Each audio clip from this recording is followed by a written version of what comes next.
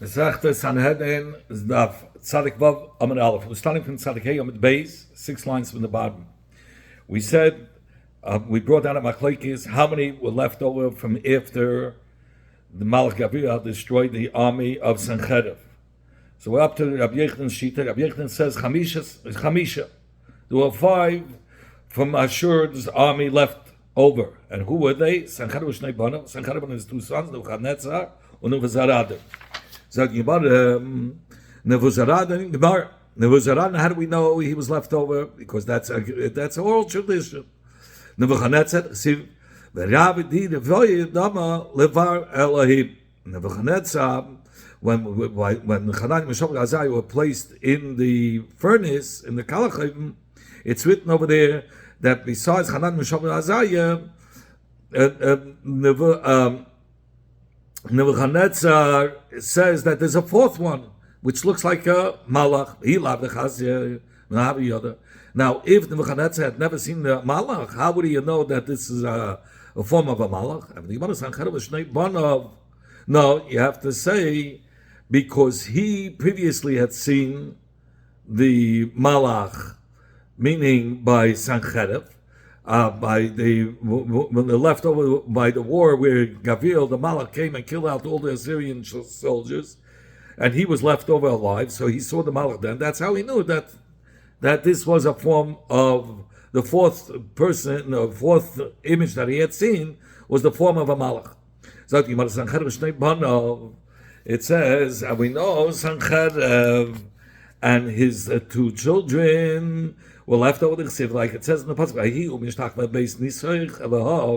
Sanhedrin was bowing in the temple of Nisoich to his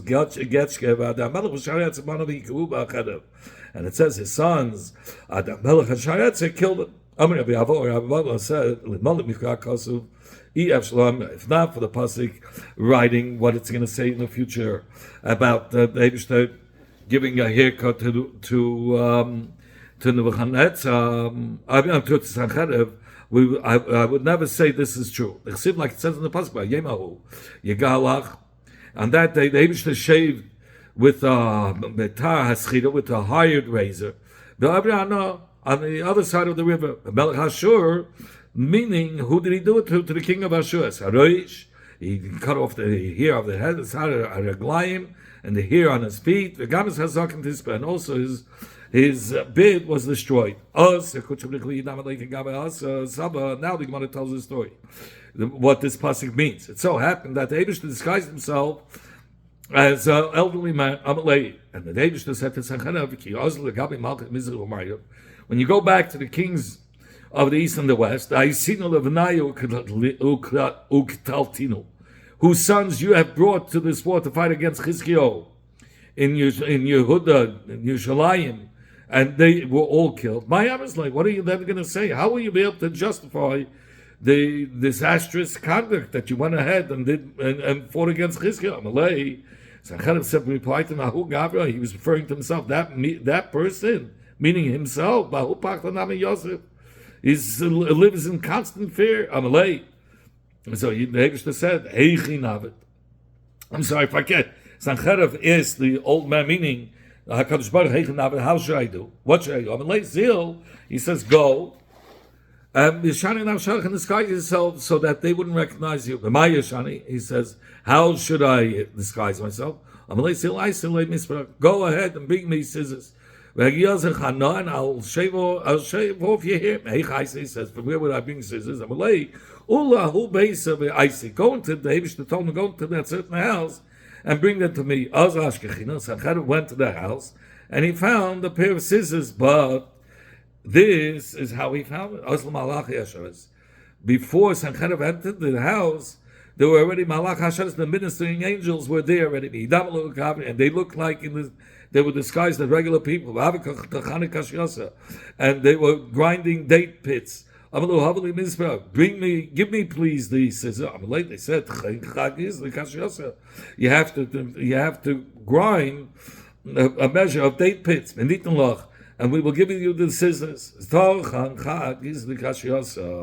Sanhedrin then ground a measure of palm kernels, of date kernels, or date pits. The other like misparsa. They gave him the scissors until he came back.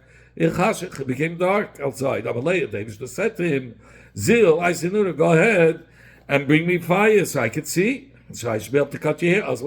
He went ahead and brought fire. In the time that he was blowing, he blew on the fire to increase the size of the fire, so there should be more light. So the fire caught onto his beard and burned down his beard. And then the Eibishter went and shaved both the head and his beard, of course, got destroyed. This is what it says. That his beard should also be destroyed. That happened from blowing on the fire, that his beard caught on the fire. This is what people say. If you singe Aramean, and he likes it, so Islay Nura Bidikne, then you could even set his beard on fire, and the laughing from them doesn't stop because they allow themselves. The Sanhedrin went and found a plank of the remains of Noach's teva. He said, looking at the plank,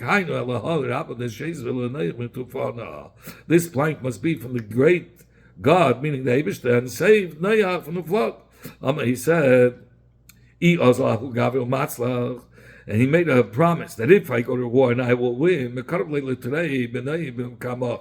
will offer my 2 sons as a carbon before you. His sons heard it, and they killed him. This is what's written in the pasuk. And it came when Sanhedrin was worshipping there in the house of Nisai to his Getchke, and his 2 sons, Adamelech and Sharetz, killed him because obviously they heard what his plans are, that if he's successful, he will kill his own son. It says, when the gate of Abraham, he went to save his nephew Lev. So it says, at night, he divided he and his servants, and it went against the 4 kings. That malach that was assigned to help Abraham, his name was Laila. Like it says in the pasuk, Laila Omar Hoyda. On that day, it says, along with Laila, he said, a male child has been conceived. So he's referring this malach has a name. His name was Laila. That's the malach that helped out Abraham Avinu. It's enough. It says, Laila. That when the pasuk says Laila, it means the night actions were performed on behalf of Avraham. Meaning the stars that were in the skies were fighting on his behalf. Like it says in the pasuk, it says, and they fought from heaven, the stars, Mimsilasam, in the courses, Nilchamuim, they fought with Sisra, who was one of the kings. The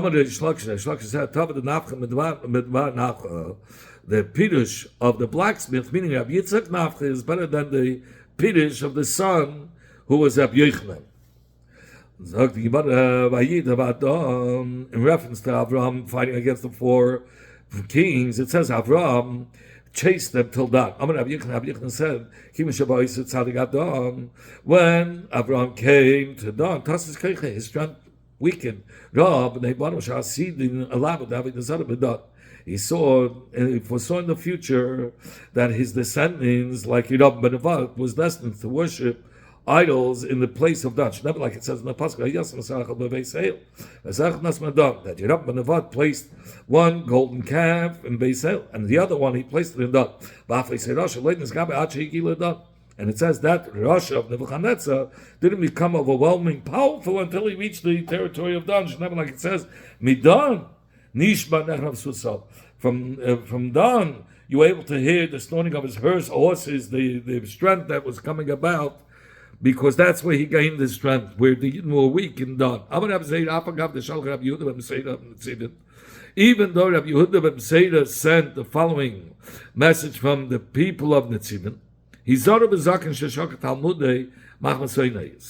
said 3 things. Be careful of the covet of an elderly scholar who has lost his memory. I mean, they're Torah learning, but not purposely, involuntarily. And also be careful that the veins should be cut according to before you eat the chicken or whatever it is. You make sure you cut the veins like the ruling of Rabbi Yehuda.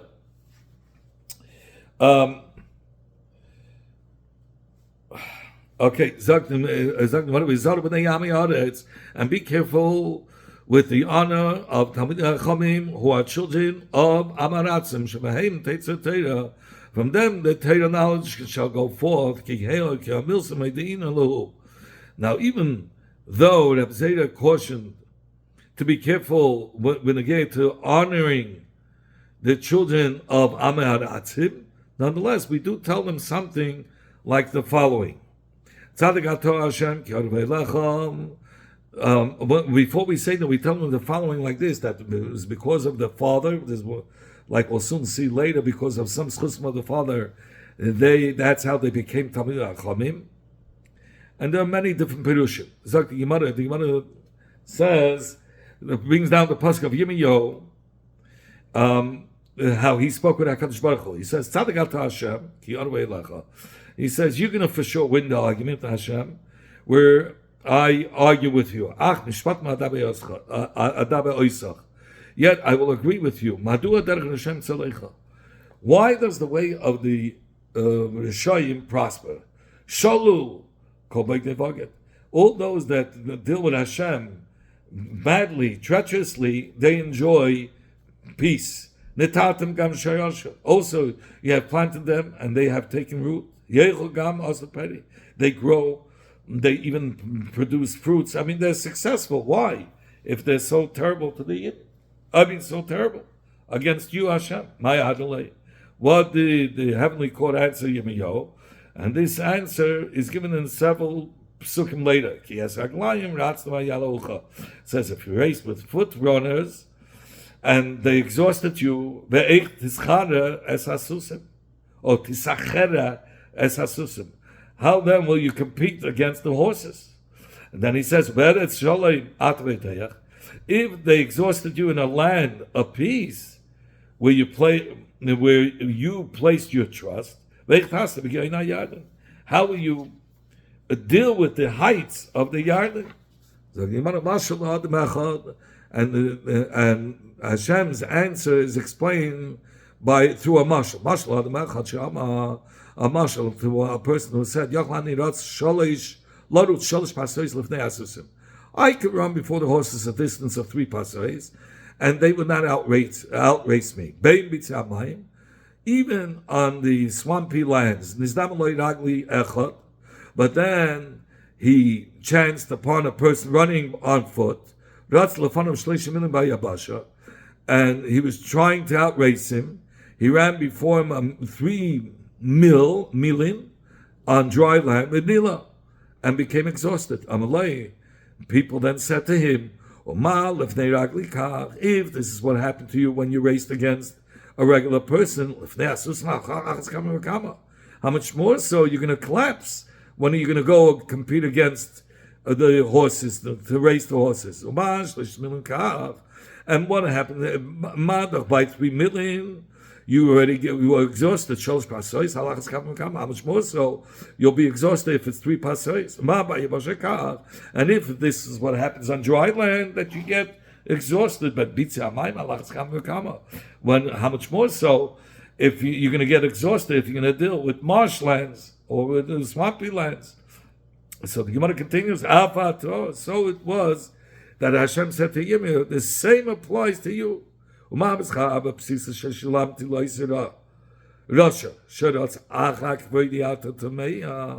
If you are so wondering, astonished at the reward I paid the Rosh Nebuchadnezzar for the 4 steps that he ran for the sake of my honor, when I pay Schar to Avram Yitzchak Yaakov, ran before me with the strength of horses. How much more so will people be astonished by the great amount of reward of their reward of Abraham, Yitzchak, Yaakov? I don't see if this is what it's mean. This is the meaning of which is written in the pasuk. When I think, meaning the prophets and I think of the prophets in my heart within me is broken. All my bones shake. I'm like a drunken man, like a man who has overcome, the wine affected him. The wine overcame him. Because of Hashem and because of the holy words of Hashem. So it was this is what David answered him. Okay, so what is these 4 pasois which he got such a tremendous reward? What are we talking about? So these 4 steps. Mai, what are we talking about? We find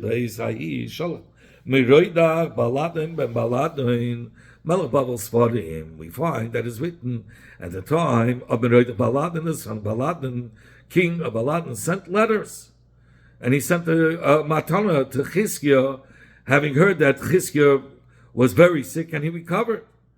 So the pasuk says, "Mishum ki chol Chizkiah vayechazak shadolei svanu mincha," because Chizkiah was ill and then he recovered. That's why he sent him letters with gifts. So the Gemara explains, "In yes, lidraish es hamev sashahay ba'aretz." For Meroidach Baladun wanted to find out about the wonder that had happened in the land. The Amr Yochanan said that the wonder referred to here is, as Rabbi Yochanan explained, the day which Achaz died was only 2 hours long. 10 hours of daylight were removed, Pashit, for that they should bury him right away and he shouldn't get the covet. But when Chizkiah fell ill and recovered, what happened? They added those 10 hours that he took away from Yochaz when he died. When Achaz died, so he shouldn't get the honor because he was a Rasha. So David gave it back, and it should shine an extra 10 hours in the hours that Chizkiah recovered. So the Chasav says, "Hinni meishiv etzel hamaylas hashayot v'malas ochaz b'shemesh." It says, "Behold, I will cause the shadow of the sundial which went down right away by Achaz and what does it say?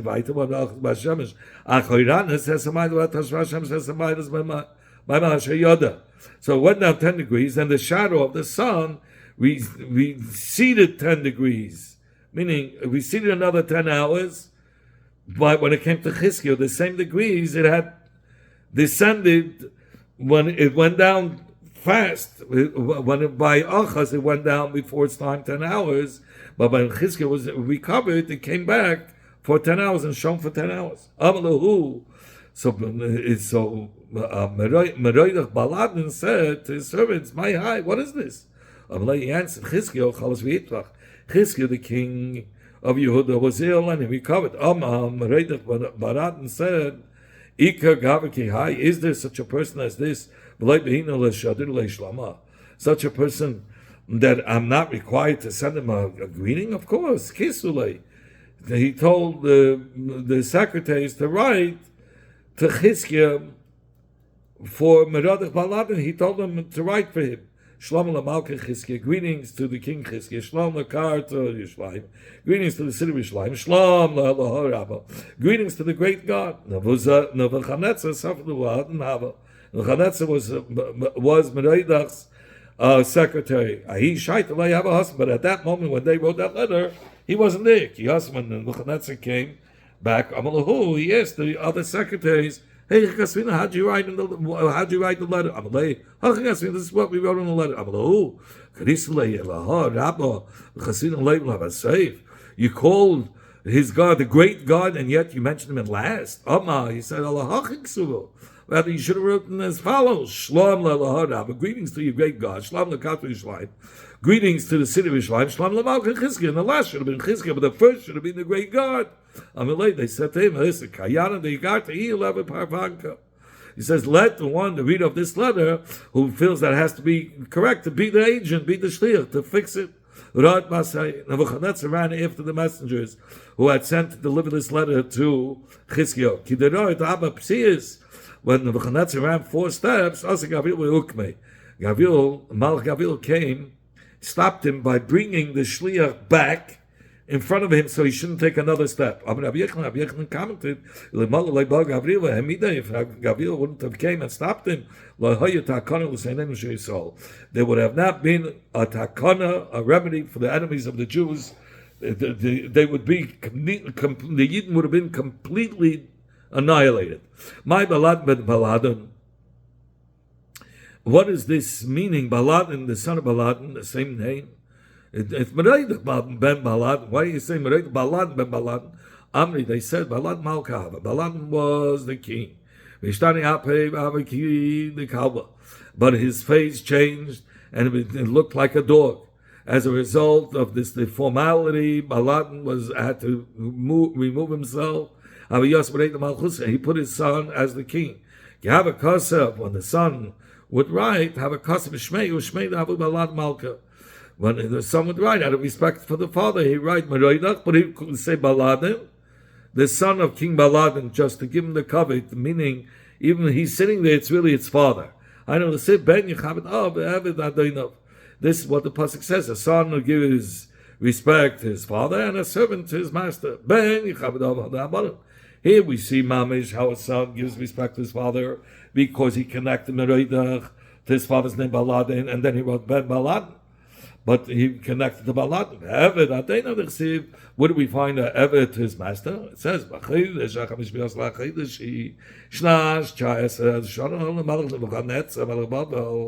it says, well, in the 5th month, in the 10th day of the month, which was the 19th year of King Nebuchadnezzar, the king of Babel,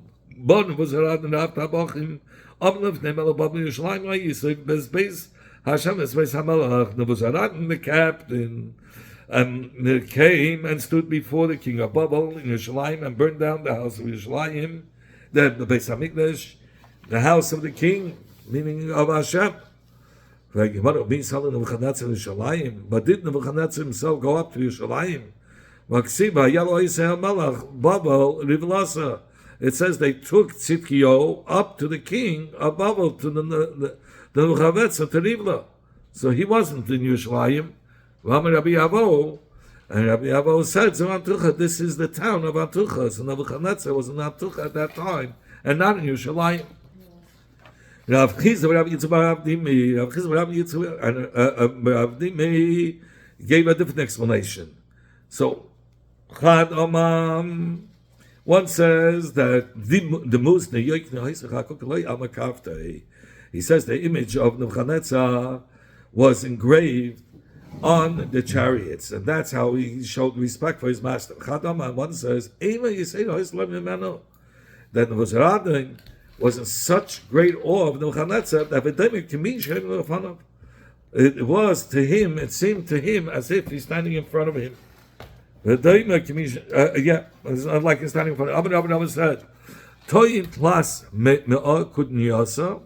Nebuchadnezzar sent Nebuchadnezzar 300 mule loaded with narga de farzala, with iron axes that could prevail over the iron.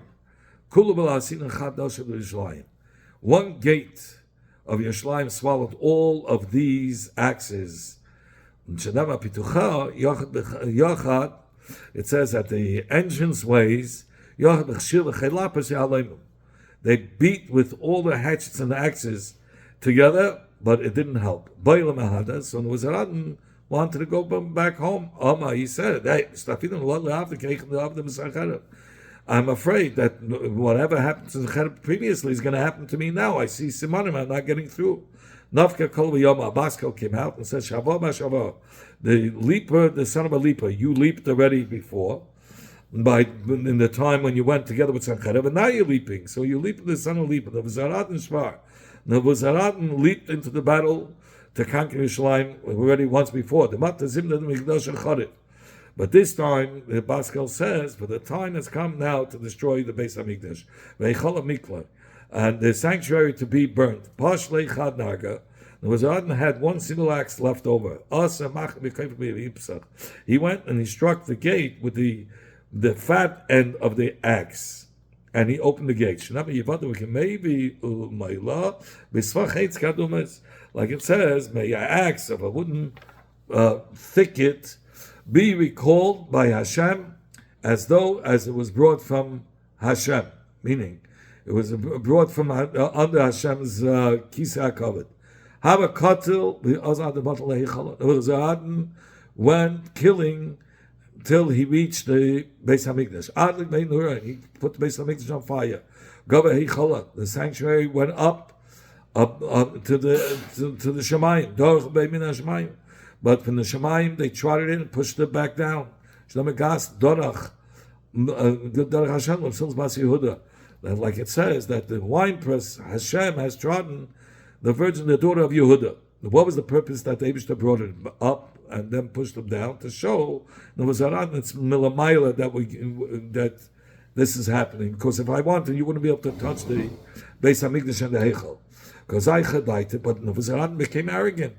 Because his success was so big. Baskel went out and said, what do you think? You killed a nation that was already killed already. The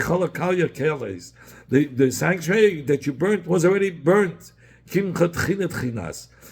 It's ground. It is ground flour that you're grinding.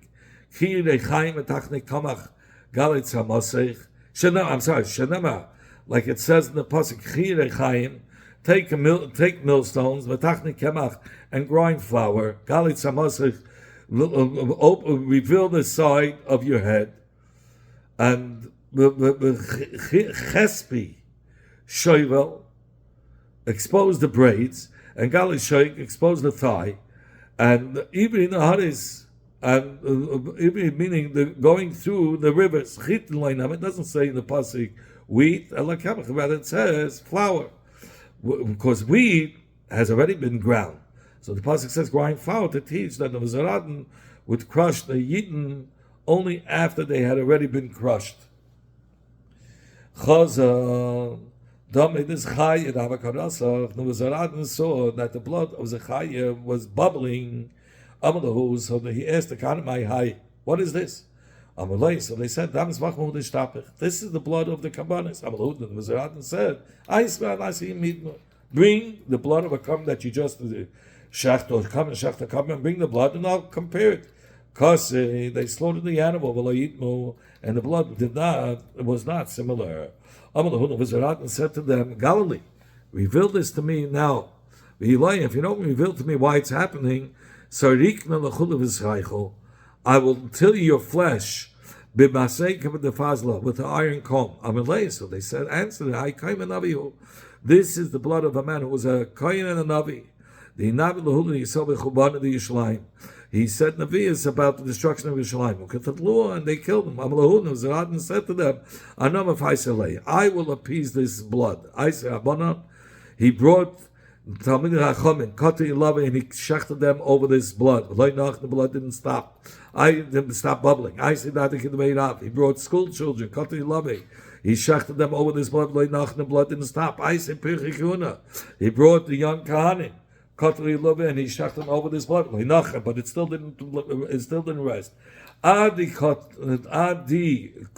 ilavi tishna abba riboy, till he killed 940,000 people, and it still didn't rest. So the V'Zarat approached and exclaimed, Chaya, I already destroyed the best. Do you want I should kill all of them? Immediately, the blood stopped bubbling. Here, tshuva daite. At that moment, thoughts of tshuva entered Nebuchadnezzar's mind. Amma, he said,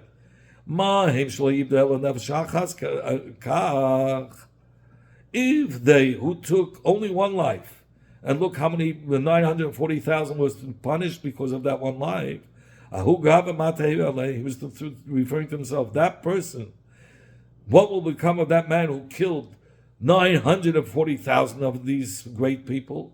Arak, Nebuchadnezzar ran away. Shut up, Portis Elevese. He sent Will to his house of this guy, and he converted to Yiddish guy. Naaman, who was the head general of Aram, he was a gay Teshuvah. Elisha cured him from his tzaras, and he was a ger Teshuv. It was Haradan ger tzedek. Was a true convert. The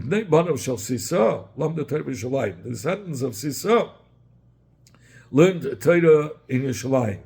Who were they? It was Shmaya Avtalion. I'm sorry, it was Rabbi Akiva. The descendants of Sanhedrin also taught Torah in public. Uman Hinu, who were the descendants of Sanhedrin, Shmaya Avtalion. The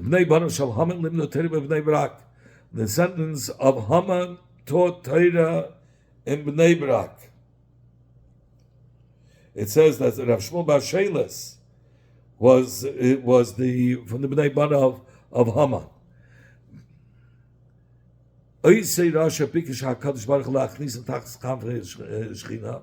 when they get to Nebuchadnezzar, it says that they wanted to bring him under the Shechina because he had powerful keiches.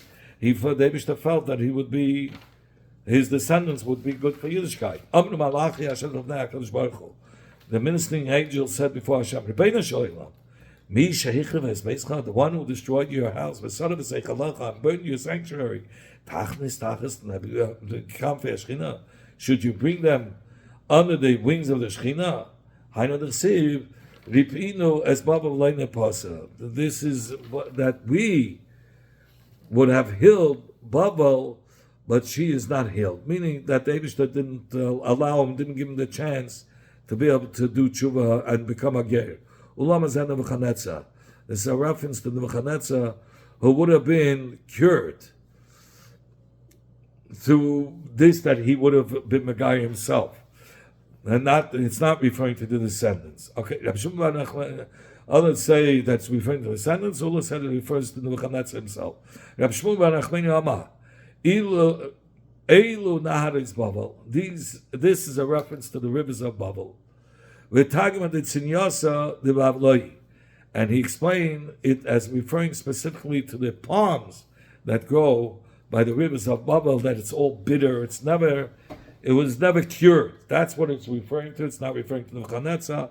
Ripino is referring to the rivers of Babel, that it's always going to be bitter. And the water and the rivers of Babylon is bad to drink. The dates on the palms growing by these rivers will always taste bitter. And the rivers over there are not fertile, and therefore the palms that are growing there are really considered barren, nothing. It's not going to be real palms. Amaula. Amin Umayim Shivevei Pisha Yerushalayim Hava. Amin Umayim were evil neighbors to Yerushalayim. Kivan the Shamina Levi, the Kamis Namalachum Yerushalayim. When they heard that the Nevi'im are saying Nevi'im about the destruction of Yerushalayim, Shalchul Nebuchadnezzar, they sent the following to Nebuchadnezzar: Puk Visar, leave Babel and come to Eretz Yisrael to conquer it. Nebuchadnezzar replied, I'm afraid, because they'll do what they did to those who came before me. They sent him the following reply: that the Eibishter is not in the house, meaning he's not protecting. And we know Ish is only going on Hashem. Never, like it says, B'negei Hashem. Hashem Ish Melchama. Hashem is written with the word Ish. So we know Ish is referring to Hashem, is not protecting. That's what they sent to Nebuchadnezzar. Shalach lahu. Nebuchadnezzar sent the following message: B'krivahu v'yasi. Maybe God is near and He will come to protect them.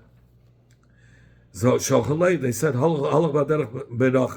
that the Abish has already gone on a far distant journey. He's not protecting them. Shalalu, he sent to them the following: Islu tzadikim livorachmi ma'asalei. There are these tzaddikim that can beg mercy and bring back the Abish to protect them. Shochalei, Amanamayim sent to him Tzreir hakasav lakav yodei.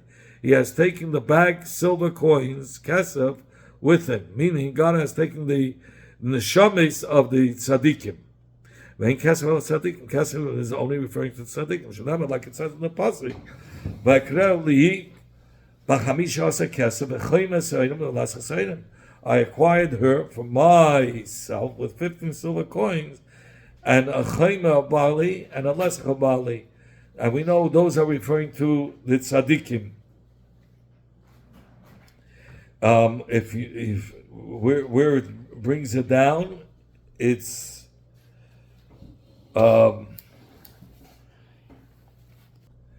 Benegeya to the Eibishter describes the relationship that he had with the Yidden, that the Yidden are considered as unfaithful wife, and the pasuk is saying, "I acquired for myself on on Tesva ben Nisan, I took out the Yidden from Eretz Mitzrayim in the merit of the righteous ones among them." And who is described as Kesef. So you see, Kesef is referring to the tzaddikim that the Eibishter took away the neshamos of tzaddikim. Shalach lahu, Nebuchadnezzar sent the following answer: Hadir Rashi b'tshuva.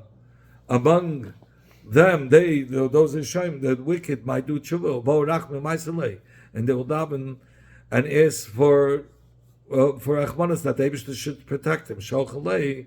Amalei was sent back for Kabbalah's man. Hashem has already set a time for them before, which he's not. Hashem already set a time that when he's not going to return, and that time came. He will come to his house at Kesed, the appointed time, and since when is the appointed time? 70 years that David said he's not going to redeem the Yidden until they have been in Golos for 70 years. So there was already a appointed time for that. Zag Yimar Shochalei Kakolim is man. We said Yamakas Yavel Beis Shanama, like it says in the pasuk, En Kesel Zman. And Kesel is interpreted meaning Zman, time. So Shanama, like it says in the pasuk, Bakesel Yem Chagena, at the time appointed Kesef for our Yom Tov. Shallahu, Nebuchadnezzar sent to them Sisvahu. It is winter. I cannot come because of the snow and the rain. So they said, come to the side of the cliffs and the mountains. Like it said in the pasuk, Shichul Kar Moishel Eretz. Send a messenger to the ruler of the world, Misela Midbara, by a way of the cliffs at Midbara in the desert, El Har Basiyin, to the mountains of the daughter of Tzion. Means to Yerushalayim. Shalach lehu, Nebuchadnezzar sent back. If I come, Leslie Duchta the Yasivna Bay, I will not have a place where I can stay. Shalchalei Kfarei Shalahem Ulam Mipaltein Shalcha. Their graves are better than your palace. There are caves surrounding the city in which they bury the dead. And those caves can accommodate you and your army. Like it was predicted that the invading army would empty out all the graves around Yerushalayim. As it's written, at that time, says Hashem, they will remove the bones of the kings of Yehuda,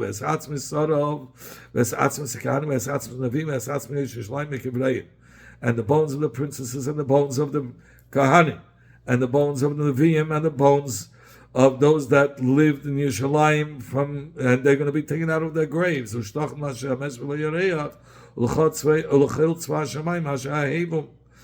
they will be spread out before the sun, moon, and all the hosts of the heaven, whom they loved, whom they worshipped, and whom they followed. So that was the pshat, that they told him, don't worry, you'll have a place where to stay during the time that you have to surround Yerushalayim. And then, he says, in those caves where the people are buried, like we brought from the Pesukim, what will be in a specific time.